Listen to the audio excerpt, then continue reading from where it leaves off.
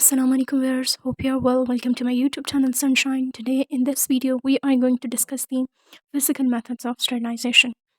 तो अगेन एक बार स्टरलाइजेशन को ओवरव्यू कर लेते हैं कि स्टरलाइजेशन क्या होता है. To completely remove the microorganism from an object, liquid or surface is known as sterilization. और इस प्रोसेस से जो माइक्रोब्स हैं किसी भी तरह के अनडिज़ायरेबल पोल्यूटेंट्स और कंटामिनेंट्स इन तमाम को रिमूव किया जाता है अपने ऑब्जेक्ट में से जिसको भी आप डिकंटामिनेट करना चाह रहे हैं. अब why we need to remove the microbes specially because वो डिजीज़ कॉजिंग एजेंट्स होते हैं. ठीक है, वो इन्फेक्शन कॉज कर सकते हैं. आप जो भी एक्सपेरिमेंट परफॉर्म कर सकते हैं उसको वो अनसक्सेसफुल कर सकते हैं. जो वहाँ पे लोग वर्कर्स या पर्सनल्स मौजूद हैं वो उनकी हेल्थ को अफेक्ट कर सकते हैं. स्पेशली मेडिकल डिपार्टमेंट्स में या सर्जिकल रूम्स में इन तमाम चीज़ों का रिमूवल बहुत ज़रूरी है क्योंकि जो वहाँ पेशेंट्स होते हैं वो ऑलरेडी सेंसिटिव होते हैं. ठीक है, इम्यूनो कॉम्प्रोमाइज्ड होते हैं, वाउंड्स उनके ओपन होते हैं, तो डिजीज़ रिस्क बहुत ज़्यादा होता है. तो इन तमाम डिपार्टमेंट्स में, रिसर्च लैब्स में, हॉस्पिटल्स वगैरह में जो स्टरलाइजेशन को अचीव करना बहुत ज़रूरी होता है.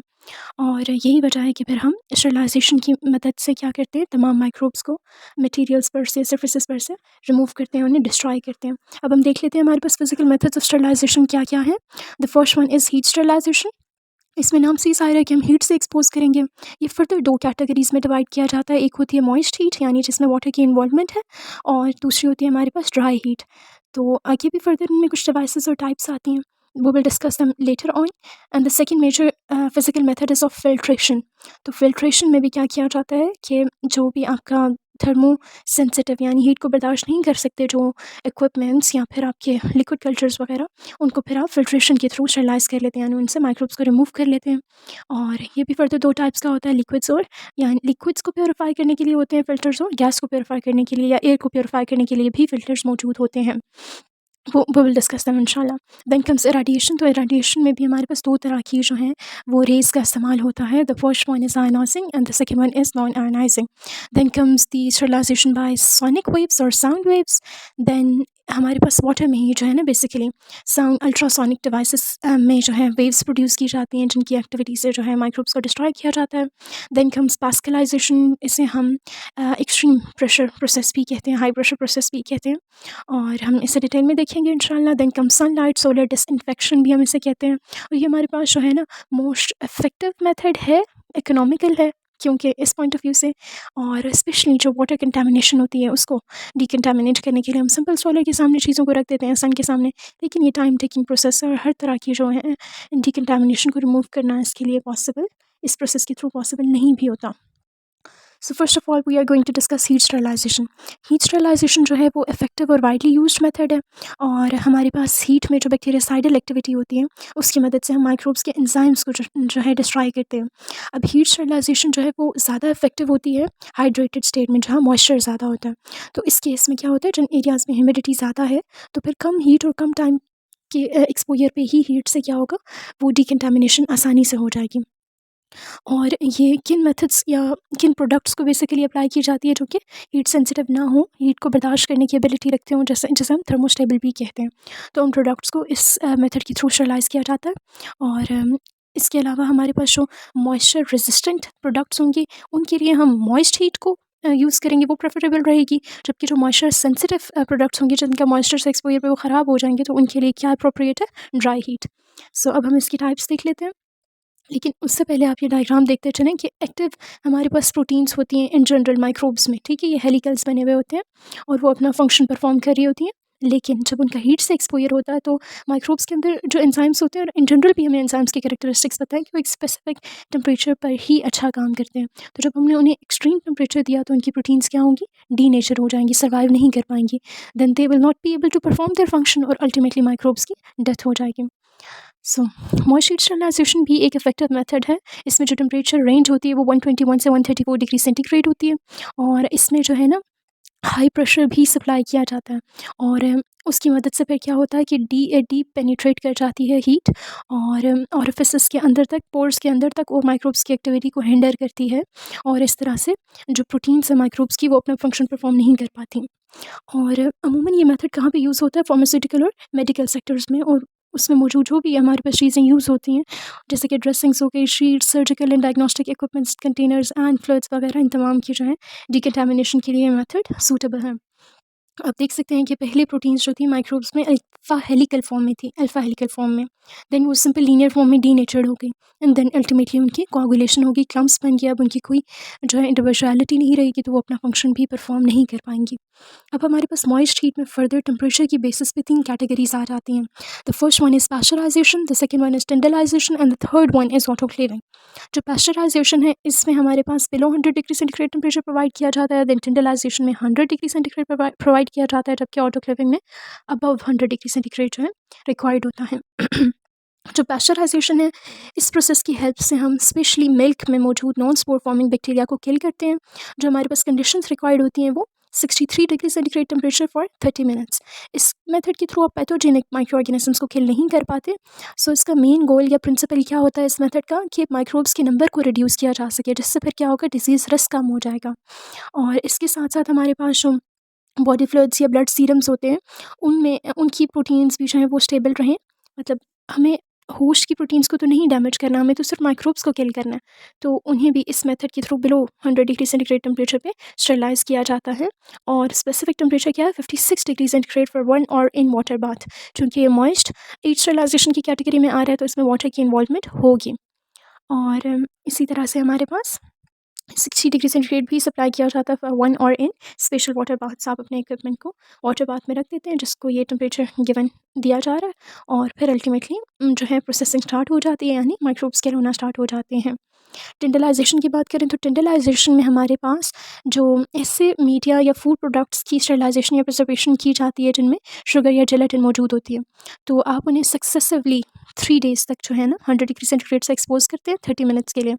तो इस सक्सेसिव एक्सपोजर से क्या होता है कि आपके पास जो पैथोजेनिक वेजिटेटिव माइक्रोब्स हैं वो तक किल हो जाते हैं स्पोर फार्मिंग माइक्रोब्स के साथ साथ। और 100 डिग्री सेंटीग्रेड पे चूँकि वाटर बॉयल हो जाता है, तो 30 टू 40 मिनट्स तक आप उसमें अपने इक्विपमेंट को या ऑब्जेक्ट को रखते हैं जिसको आप डिकंटामिनेट करना चाह रहे हैं। और अल्टीमेटली फिर क्या होता है कि जो माइक्रोब्स हैं वो तो डिकम्पोज हो जाते हैं, और आपका प्रोडक्ट जो है वो उसके टेस्ट वगैरह पे कोई इफेक्ट नहीं पड़ता। Then comes autoclaving. तो ऑटोक्लेविंग जो है, इसमें जो है एक डिवाइस ऑटोक्लेव यूज़ की जाती है, जिसका स्टैंडर्ड टेम्परेचर एंड प्रेशर क्या होता है, 121 degree centigrade temperature and 15 psi pressure. तो इसके नतीजे में क्या होता है कि जो स्टीम जनरेट होती है वो उसमें इतनी पावर होती है कि वो ना सिर्फ सरफेस पे ऑब्जेक्ट की सरफेस पे मौजूद माइक्रोब्स को किल करे, बल्कि डीप इनसाइड भी अगर कोई माइक्रोब्स हैं उन्हें भी किल किया जा सके इस मेथड के थ्रू। और इस मेथड के थ्रू इस यही वजह है कि हम चूँकि टेम्परेचर भी अबव 100 डिग्री सेंटीग्रेड है, तो कंप्लीट स्टेरिलिटी को अचीव कर सकते हैं। लेकिन ऑब्वियसली आप इस मेथड के थ्रू जो मॉइस्चर रेजिस्टेंट प्रोडक्ट्स होंगे, हमने जिक्र किया था, उन्हें ही ट्रीट करेंगे, और जो थर्मोस्टेबल एज वेल उन प्रोडक्ट्स को आप इस मेथड के थ्रू स्टेरलाइज करेंगे। ये ऑटोक्लेव की डायग्राम है। आप देख सकते हैं कि इसका एक प्रॉपर लिड होता है एयर टाइट, देन इसमें मुख्तलिफ वॉल्व्स लगे होते हैं प्रेशर के, टेम्परेचर के, जिनके थ्रू स्टैंडर्ड कंडीशंस को मेंटेन किया जाता है, और फिर हमारे पास स्टरलाइजेशन का प्रोसेस स्टार्ट होता है और चीज़ें डिकंटामिनेट हो जाया करती हैं। Then comes dry heat sterilisation. तो ड्राई हीट स्टरलाइजेशन में क्या होता है कि माइक्रो ऑर्गेनिजम्स को किल किया जाता है, और ऐसे प्रोडक्ट्स इसमें जो है डिकंटामिनेशन ऐसे प्रोडक्ट्स की जाती है जो कि मॉइस्चर सेंसिटिव होते हैं, ठीक है। यानी उनको आप ऑटोक्लेव वगैरह में नहीं रख सकते, जैसे कि हमारे पास आ जाते हैं ऑयल, पाउडर और इस तरह के रिलेटेड प्रोडक्ट्स। तो उनको फिर आप इस डायरेक्ट हीट के थ्रू क्या करते हैं, स्टरलाइज करते हैं। और हमारे पास ये डायरेक्ट हीट देने से क्या हो जाता है, माइक्रोब्स की प्रोटीन्स यहाँ पर भी डीनेचर हो जाती हैं, उनकी लाइसिस स्टार्ट हो जाती है, या फिर हमारे पास फ्री रेडिकल्स जनरेट होती हैं जो कि सेल्स के माइक्रोबियल सेल्स के वाइटल कंपोनेंट्स को जो है डिस्ट्रॉय कर देते हैं। और चूँकि कोई मॉइस्चर नहीं है, तो फिर हमारे पास जो सेल्स हैं वो ड्राई भी हो जाती हैं, और अल्टीमेटली हीट से बर्न होकर एशेस की फॉर्म में कन्वर्ट होकर तो उनकी डेथ हो जाती है। इंसिनरेशन वगैरह में बेसिकली जो है ना एशेस बनती हैं। जो टेम्परेचर रेंज हमारे पास रिक्वायर्ड होती है स्टरलाइजेशन में, ड्राई हीट स्टरलाइजेशन में स्पेसिफिकली वो 167-80 डिग्री सेंटीग्रेड। लेकिन अगर हमने जो पायरोजेंस होते हैं जो कि gram negative bacteria infection causing products release करते हैं, उनको रिमूव करवाना तो हम जो टेम्परेचर रेंज देते हैं वो 250 डिग्री सेंटीग्रेड होती है। स्पेशली ग्लास वगैरह में जब ऐसी चीज़ें मौजूद होती हैं, तो उन्हें स्टरलाइज करने के लिए हम ये मेथड अडॉप्ट करते हैं। देन हमारे पास ड्राई हीट स्टरलाइजेशन की मेजर 4 टाइप्स आ जाती हैं। The first one is red heat, then flaming, incineration and finally hot air oven. So one by one हम इन्हें भी देख लेते हैं। रेड हीट में क्या होता है कि रेड हीट स्टरलाइजेशन जो है इंस्टेंट स्टरलाइजेशन कहलाती है, और इस मेथड के थ्रू जो है ना इंस्ट्रूमेंट्स वगैरह को बंसन फ्लेम से एक्सपोज किया जाता है, कब तक, जब तक वो रेड हॉट नहीं हो जाते। और इस मेथड के थ्रू स्पेशली जो मेटालिक सब्सटेंसेस हैं लाइक लूप्स एंड वायर्स, फोर्सप्स वगैरह, इनको जो है डिकंटामिनेट किया जाता है। ये इफेक्टिव मेथड ऑफ स्टरलाइजेशन है, और हमें रेडनेस तक जो है एक्सपोज किए रखना होता है कंप्लीट स्टरलाइजेशन को अचीव करने के लिए, माइक्रोब्स को किल करने के लिए। जो फ्लेमिंग होती है इस मेथड में हमारे पास क्या होता है, इसमें भी मेटालिक या फिर ग्लास बेस्ड प्रोडक्ट्स को जो है वो उनकी डस्ट या फिर लोअर कंटामिनेशन के जो हमारे पास इक्विपमेंट्स होते हैं ना, जिनमें कम कंटामिनेशन होती हैं, उनको बेसिकली इस मेथड के थ्रू जो है वो डिकंटामिनेट किया जाता है, और फ्लेम के ऊपर से चीज़ों को गुजारा जाता है इथेनॉल या अल्कोहल में डिप करने के बाद। और ये प्रोसेस जो है इतना इफेक्टिव नहीं है as compared to red flaming. Then comes incineration. तो इंसिनरेशन जो है वो बर्निंग एट हाई टेम्परेचर को कहते हैं बेसिकली। तो इंसिनरेटर इसमें एक डिवाइस यूज़ होती है, और इसमें स्पेशली जो हमारा हॉस्पिटल का वेस्ट होता है उसको, चूँकि उसमें काफ़ी इन्फेक्शन कॉजिंग जो है एजेंट्स मौजूद होते हैं, वो लैब्स वगैरह में यूज़ हुआ होता है, तो उसे इस मेथड के थ्रू जो है डिकंटामिनेट किया जाता है और चीज़ों को बर्न किया जाता है हाई टेम्परेचर पे। तो इससे तमाम तरह के जो इन्फेक्शन कॉजिंग एजेंट्स हैं वो किल हो जाते हैं, एशेज़ में कन्वर्ट हो जाते हैं, और वेस्ट का साइज़ भी जो है वो रिड्यूस हो जाता है। और देन कम्स हमारे पास hot air oven. Hot air oven जो है इसके, ये भी एक स्पेसिफिक डिवाइस है। इसके कुछ स्पेसिफिक कंपोनेंट्स होते हैं like fan, thermocouples, temperature sensor, shelves and door locking controls, और इन कंपोनेंट्स पे ये डिवाइस मुश्तमिल है। और यहाँ पर भी जो है सिंपल हीट से एक्सपोज किया जाता है चीज़ों को, और ना सिर्फ हमारे पास पहले आउटर लेयर पे ये हीट एब्जॉर्ब होती है और माइक्रोब्स को किल करती है, बल्कि उसके बाद इनर लेयर्स तक भी पेनिट्रेट करती है। हॉट एयर ओवन की बात ये है ख़ास कि इसमें जितना आपने हाई टेम्परेचर देना हो, और आपको कम टाइम लगेगा डिकंटामिनेशन को अचीव करने के लिए। फॉर एग्जांपल 170 डिग्री सेंटीग्रेड आप देते हैं मटेरियल्स को, तो 30 मिनट्स में वो डिकंटामिनेट हो जाएंगे। 160 डिग्री सेंटीग्रेड देते हैं टेम्परेचर, तो आपको 60 मिनट्स रिक्वायर्ड होंगे। और in case of 150 degree centigrade temperature 150 minutes he required होंगे स्टरलाइजेशन को अचीव करने के लिए, और चीज़ों को डिकंटामिनेट करने के लिए इतने टाइम तक के लिए आपको इसमें रखना होगा। और ग्लासवेयर, पेट्री प्लेट्स और पाउडर सैंपल्स को इस मेथड के थ्रू स्टरलाइज़ किया जाता है। Then comes filtration. तो फिल्ट्रेशन जो है इसके थ्रू, जैसे कि अभी हमने पीछे भी डिस्कस किया था, चीज़ों को स्पेशली माइक्रोब्स को या कंटामिनेंट्स को डिस्ट्रॉय करने के बजाय उन्हें रिमूव कर दिया जाता है। स्पेशली जब हमने लिक्विड्स को प्योरीफाई करना हो, तो हम ये सेलुलोज या इस तरह के मटेरियल से बने जो कंपाउंड्स होते हैं, फिल्टर्स होते हैं, उन्हें यूज़ करते हैं, क्योंकि उनमें पोर्स मौजूद होते हैं। तो पोर्स क्या करेंगे, ट्रैप कर लेंगे कंटामिनेंट्स को या फिर माइक्रोब्स को, और फिल्टर को पास आउट होने देंगे। तो इस तरह से हमारे पास माइक्रोब्स जो है वो रिमूव हो जाएंगे, और फिल्टर्ड जो हमारे पास लिक्विड है वो नीचे आ जाएगा। और इस मेथड के थ्रू भी जो है ना हमारे पास जो हीट सेंसिटिव कंपाउंड्स हैं, आपको लिक्विड्स हैं, फ्लूइड्स हैं या कल्चर्स हैं, उनको आप इस मेथड के थ्रू स्टरलाइज कर सकते हैं। और देन आपने, अगर आप कोई प्रोसेस परफॉर्म कर रहे हैं जिसमें आपको कम्प्लीटली स्टरलाइज एयर रिक्वायर्ड है, तक क्योंकि एयर में भी जो है वो माइक्रोब्स मौजूद होते हैं, हम जानते हैं, तो एयर को भी जो है पोल्यूटेंट फ्री करने के लिए, कंटामिनेशन फ्री करने के लिए आप कुछ फ़िल्टर्स यूज़ करते हैं जिन्हें हम HEPA फ़िल्टर्स कहते हैं, हाई एफिशिएंसी पार्टिकुलेट एयर। और 99.9% तक जो है कंटामिनेंट्स को रिमूव कर लिया जाता है इन फ़िल्टर्स की मदद से एयर में से, और फिर आप इजीली जो है ना कैबिनेट के अंदर अपना प्रोसेस परफॉर्म कर सकते हैं, क्योंकि जो एयर आ रही है वो HEPA फ़िल्टर से पास होकर आ रही है। और लिक्विड के लिए जो फ़िल्टर्स यूज़ होते हैं उन्हें हम मेम्ब्रेनस फ़िल्टर्स का नाम देते हैं, और जिस साइज़ का आपने कंपाउंड जो है रिमूव करना हो, बेसिकली जिस साइज़ का आपने माइक्रोब रिमूव करना हो, तो उतना ही आप स्मॉल पोरस साइज़ वाला जो है फ़िल्टर, मेम्ब्रेनस फ़िल्टर यूज़ करेंगे। ड्यूरापोर फ़िल्टर और मिरीपोर फ़िल्टर जो है वो इस प्रोसेस के लिए, मेम्ब्रेनस फ़िल्ट्रेशन को अचीव करने के लिए कॉमनली यूज़ किए जाते हैं। ये आप देख सकते हैं मेम्ब्रेन फ़िल्ट्रेशन में क्या हो रहा है कि एक हमारे पास जो भी फ्लास्क या फ़नल है उसमें उसे एडजस्ट किया जा रहा है, और देन हमारे पास क्या हो रहा है, ये मेम्ब्रेन का काम कर रहा है, और कॉलोनीज़ वगैरह को, माइक्रोब्स की कॉलोनीज़ वगैरह को तो ये जो है स्टॉप कर लेगा, और बाकी जो प्योर लिक्विड है उसे नीचे जाने देगा। और आप देख सकते हैं कि माइक्रो पार्टिकल्स तक जो हैं वो इसके जो हमारे पास फ़िल्टर है या मेम्ब्रेन है उसमें ट्रैप हो रहे हैं।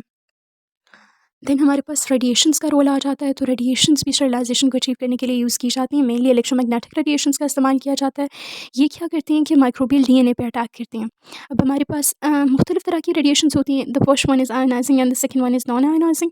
जो आयोनाइजिंग रेडिएशंस होती हैं, चूँकि वो आयंस बनाने की एबिलिटी रखती हैं, आयंस जनरेट करने की एबिलिटी रखती हैं, डीप पेनिट्रेट कर सकती हैं, तो वो फ्री रेडिकल्स को जनरेट करती हैं। जबकि जो यूवी लाइट वगैरह हैं, जो कि इतना डीप पेनिट्रेट नहीं कर सकती, तो वो क्या कॉज़ करती हैं, एक्साइटेशन कॉज़ करती हैं उनके सेल्स में। इलेक्ट्रॉन्स की एक्साइटेशन कॉज़ करती हैं सेल्स में मौजूद। अब हमारे पास first of all non ionising radiation का ज़िक्र करें तो अमूमन इसकी जो रेंज है वो 150 टू 3900 एंगस्ट्रॉम होती है, जिसमें से 2600 एंगस्ट्रॉम जो है इस वेवलेंथ में बैक्टीरियासाइडल इफेक्ट हाईएस्ट होता है। और हमारे पास माइक्रो ऑर्गेनिजम्स स्पेशली सरफेस से किल होते हैं। और इसके साथ साथ हमारे पास वजह क्या होती है कि डीएनए में पायरीमिडीन डायमर्स बन जाते हैं, जो कि फिर रेप्लिकेशन के दौरान एरर कॉज करते हैं और म्यूटेशन की वजह से अल्टीमेटली माइक्रोब की डेथ हो जाती है। आयनाइजिंग रेडिएशन में कॉमनली एक्सरेज और गैमा रेज का यूज़ किया जाता है, और वाटर या फिर दूसरे जो कंपोनेंट्स हैं, सब्सटेंसेस हैं, उन्हें इससे एक्सपोज किया जाता है टू अचीव स्टरलाइजेशन। और क्या होता है बेसिकली कि ऑक्सीजन मेटाबोलाइट्स जनरेट होते हैं upon exposure to ionising radiation. अब ये मेटाबोलाइट्स मुख्तलिफ तरह के हो सकते हैं, like hydroxyl radical, super oxide ion, H2O2 वगैरह। और फिर हमारे पास ये मेटाबोलाइट्स फंक्शन क्या करते हैं कि ये ना ऑक्सीडाइजिंग एजेंट के तौर पर बिहेव करते हैं। और ऑक्सीडाइजिंग एजेंट क्या करते हैं, माइक्रोब्स में मौजूद सेलुलर कंपोनेंट्स को ऑक्सीडाइज कर देते हैं, और इस तरह से फिर सेल जो है अपनी ओरिजिनल स्टेट में नहीं रह पाता और अल्टीमेटली कोलैप्स कर जाता है। और ये जो रेडिएशन स्टरलाइजेशन का मेथड है, ये जो ड्राइड स्टेट में ऑब्जेक्ट्स होते हैं उनको अप्लाई किया जाता है, लाइक हमारे पास सर्जिकल इंस्ट्रूमेंट्स होते हैं, प्रोस्थेसिस होते हैं, प्लास्टिक सिरिंजेस होते हैं, ड्राई फार्मास्यूटिकल प्रोडक्ट्स वगैरह। देन हमारे पास आ जाते हैं यूज़ ऑफ अल्ट्रासोनिक वेव्स और साउंड वेव्स। तो सोनिक वेव्स में हमारे पास क्या होता है, एबिलिटी होती है माइक्रोब्स को किल करने की, और जो हम फ्रीक्वेंसी देते हैं इन वेव्स की वो 20 टू 40 किलो हर्ट्ज़ होती है, और ये फ्लड में बेसिकली वाइब्रेशन कॉज करते हैं। टेम्परेचर भी इस केस में प्रोवाइड किया जाता है 10,000 डिग्री फ़ारेनहाइट, और प्रेशर भी सप्लाई किया जाता है 10,000 PSI तक। और हमारे पास जो स्पोर्स फॉर्मिंग बैक्टीरिया होते हैं उन तक को किल कर दिया जाता है। और ये जो हमारे पास वेव्स जनरेट होती हैं, ये किसको अफेक्ट करती हैं माइक्रोब्स में, जो लिपॉइडल सब्सटेंसेस होते हैं, ठीक है। लिपिड्स हमें पता है उनकी मेम्ब्रेन्स वगैरह में भी मौजूद होते हैं। तो जब हमारे पास वो इफेक्ट होगी तो उनकी परमेबिलिटी इफेक्ट होगी, और जो वाइटल कंपोनेंट्स हैं, जेनेटिक मटेरियल वगैरह, वो लीक आउट कर जाएगा और अल्टीमेटली सेल कोलैप्स कर जाएगा। इस कंडीशन में भी हेल्थ केयर फैसिलिटीज़ में जो है ना, सर्जिकल और डेंटल इंस्ट्रूमेंट्स को क्लीन करने के लिए फाइनल ट्रीटमेंट से गुजारने से पहले इस ट्रीटमेंट से गुजारा जाता है। आप देख सकते हैं कि अल्ट्रासोनिक डिवाइस क्या कर रही हैं, वेव्स जनरेट कर रही हैं। ये हाई फ्रिक्वेंसी साउंड वेव्स क्या कर रही हैं, बबल्स क्रिएट कर रही हैं। ये बबल्स क्या कर रहे हैं, आगे जाके रप्चर हो रहे हैं, कोलैप्स हो रहे हैं, जिनकी वजह से शॉक वेव्स जनरेट हो रही हैं। और ये शॉक वेव्स जो हैं वो क्या करती हैं, माइक्रो ऑर्गेनिजम्स को डिस्ट्रॉय कर देती हैं। Then comes the method of pascalisation. Pascalisation जैसे हमने डिस्कस किया था, इसे HPP हाई प्रेशर प्रोसेसिंग कहा जाता है, और इस मेथड के थ्रू फूड को प्रिजर्व भी किया जाता है और स्टेरलाइज भी। इस मेथड में जो है एक्सट्रीम प्रेशर सप्लाई किया जाता है, और फूड में मौजूद जो माइक्रोबियल एंजाइम्स हैं उन्हें इनएक्टिवेट किया जाता है। रूम टेम्परेचर पे ये मेथड अचीव किया जा सकता है, क्योंकि सिर्फ हमें प्रेशर चेंज करना है ना, स्पेसिफिक प्रेशर देना है, हाई प्रेशर देना है। तो ये नॉन थर्मल, ठीक है, नॉन थर्मल हाइड्रोस्टैटिक प्रेशर होता है, और कोवेलेंट बॉन्ड्स इसमें ब्रेक नहीं होते, और ना ही फूड का फ्लेवर चेंज होता है। 400 टू 600 मेगा पास्कल बेसिकली हमें प्रेशर प्रोवाइड करना होता है, ताकि माइक्रोबियल प्रोटीन्स को डीनेचर किया जा सके। और हमारे पास ये एक्सट्रीम प्रेशर भी अफेक्ट करता है सेल मेम्ब्रेन में मौजूद लिपोप्रोटीन कॉम्प्लेक्सेस को, जैसे कि हमारे पास लिपिड बायलेयर में प्रोटीन्स एम्बेडेड होती हैं। तो जब वो अफेक्ट होंगी तो हमारे पास मेम्ब्रेन की जो फ्लूइडिटी है, फ्लेक्सिबिलिटी है, वो अफेक्ट होगी, और चीज़ें जो हैं अंदर से लीक करके बाहर आ जाएंगी, लाइक न्यूक्लिक एसिड्स वगैरह। और ये हमारे पास स्पोर्स को अफेक्ट नहीं करता, अलबत्ता जो वायबल सेल्स हैं माइक्रोब्स के, उन्हें अफेक्ट करता है। और हमारे पास अगर हमने अचीव करनी हो स्पोर्स की भी, हम उन्हें भी इनएक्टिवेट या डिस्ट्रॉय करना चाह रहे हो, तो फिर हम हीट का भी इस्तेमाल करेंगे प्रेशर के साथ साथ। और acidic food such as sugar वगैरह की स्टरलाइजेशन के लिए पास्कलाइजेशन का अडॉप्ट किया जाता है। और ना सिर्फ ये लिक्विड की स्टरलाइजेशन करता है, बल्कि सॉलिड की जो ट्रीटमेंट है वो भी इस मेथड के थ्रू की जा सकती है। ये आप देख सकते हैं कि हम जब प्रोडक्ट को डिवाइस में डालते हैं, तो पहले तो वो अनप्रोसेस्ड फॉर्म में होता है, देन हमारे पास जो है ना प्रेशर फिल किया जाता है उस डिवाइस में, थोड़ा, फिर ज़्यादा, और फिर एक्सट्रीम प्रेशर। और फिर जब प्रोडक्ट बाहर निकलता है तो वो अब प्रोसेस्ड फॉर्म उसकी कहलाती है, और वो माइक्रोब से बिल्कुल क्लियर होता है। सोलर डिसइंफेक्शन की बात करें तो इस मेथड के थ्रू माइक्रोब्स को सनलाइट की हेल्प से किल किया जाता है। ड्रिंकिंग वाटर को प्योरीफाई करने के लिए ये मेथड यूज़ किया जाता है, और सन में मौजूद जो UVA रेस हैं वो जो है ना पैथोजेनिक ऑर्गेनिजम्स को किल करती हैं। कैसे कि वो डिसॉल्व ऑक्सीजन जो वाटर में मौजूद होती है उसके साथ रिएक्ट करती हैं, और रिएक्टिव कंपाउंड्स जनरेट करती हैं, जैसे कि फ्री रेडिकल्स और पेरोक्साइड्स वगैरह।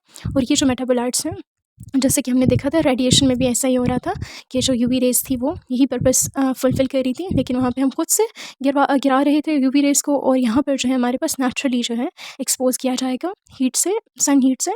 और फिर हमारे पास ये मेटाबोलाइट्स जो जनरेट होंगे वो क्या करेंगे, बैक्टीरिया या माइक्रोब के मेटाबॉलिज्म के साथ, उसके स्ट्रक्चर के साथ जो है वो रिएक्ट करके उसे डिस्ट्रॉय करेंगे। और ये हमारे पास जो मेथड है वो रेडिएशन स्टरलाइजेशन पे ही बेस्ड है। और इसकी जो है ना हमारे पास इसकी हम स्पीड देखें कि भाई कितने टाइम लिमिट में ये पर्पस अचीव होता है, तो वो हमारे पास ज़्यादा टाइम रिक्वायर्ड होता है as compared to other methods, लेकिन ये इकोनॉमिकल और एनवायरनमेंट फ्रेंडली मेथड है। That's it for this video. Hope you have understand all the physical methods of sterilization very well. Stay tuned for more informative stuff and stay blessed.